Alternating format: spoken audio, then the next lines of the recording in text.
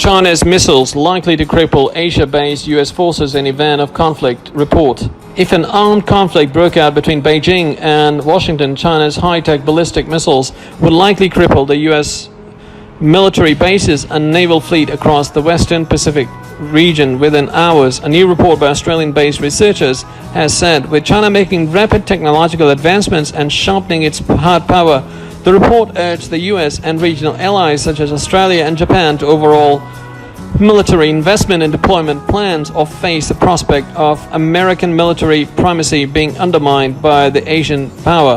The 104-page report by the United States Studies Center at the University of Sydney assessed US military strategy, spending and alliances in the region. Lead author Ashley Townsend told This Week in Asia that the region's changing balance of power should be of concern to all Asian states, including those seeking to maintain good relations with both superpowers, as it was in their best interest to deter Beijing from wielding an aggressive foreign policy. As its power rises, it may be emboldened to make a play for parts of the first island chain, including Taiwan, which would seriously constrain the security horizons for all concerned, said Townsend, referring to the arc of islands that stretches from the Japanese archipelago to the Southeast Asian island of Borneo. Chinese military analysts, however, brushed off that assertion, claiming that it stood. Beijing continued to believe that the US was region's superpower. We respect the US reasonable presence in the Western Pacific now and in the future. We hope that US will be a responsible player in the world, including in the Western Pacific, said Chow Yi, a former senior captain with the PLA, People's Liberation Army, Navy, and a visiting researcher at Singapore's Est Rajaratnam School of International Studies, RSIS.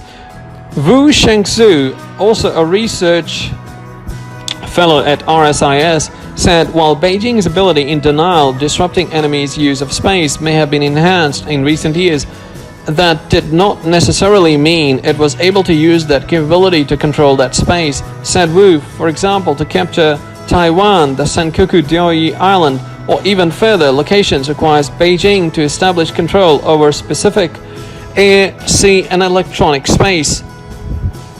The PLA's firepower may deny the US military's control, but the former needs to build up control to achieve its goals as well. One of report's starkest findings was on the prowess of the PLA rocket force. According to the author's independent calculations, the force has fielded an estimated 1,500 short-range ballistic missiles, 450 medium-range missiles, 160 intermediate-range missiles, and hundreds of long-range ground-launched cruise missiles.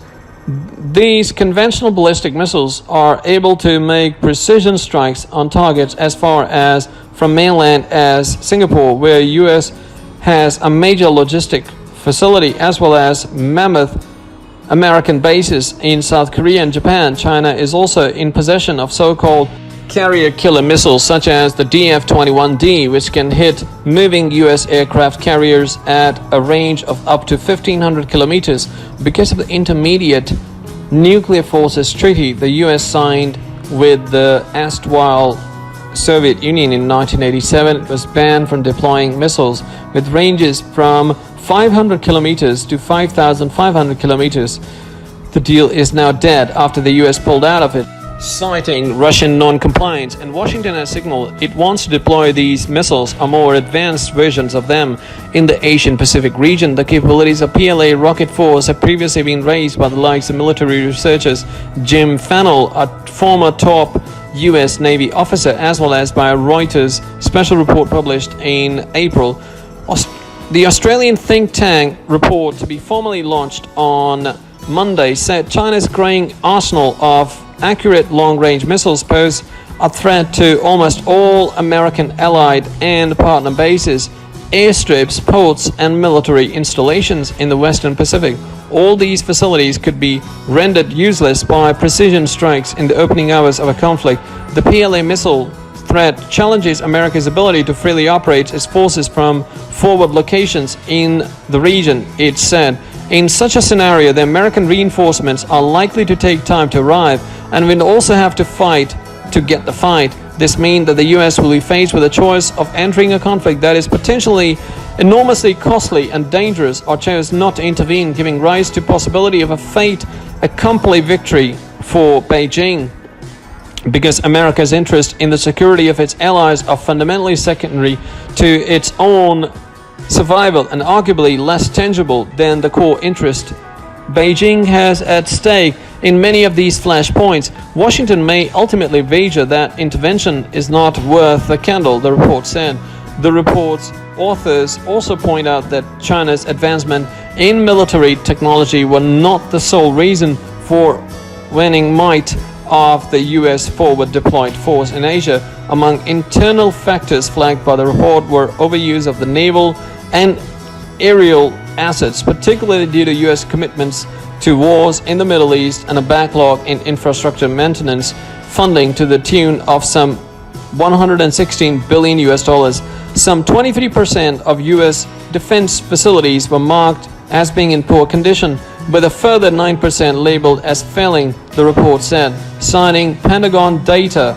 At a time of crucial need for defense funding, US government spending in the sector dropped by 21% in real terms between 2011 and 2018. Last year, President Donald Trump signed into law the biggest year-to-year increase in defense spending since 2003. Ideological differences about defense spending among lawmakers at both intra-party and inter-party reveals the level was another factor viewed as a major issue. Among the recommendations by report's authors were for Australia to step up its contributions to regional security alongside Japan through a range of measures, including expediting submarine construction plans and acquiring land-based strike capabilities. It also urged Canberra to pare down the country's naval deployments in the Middle East.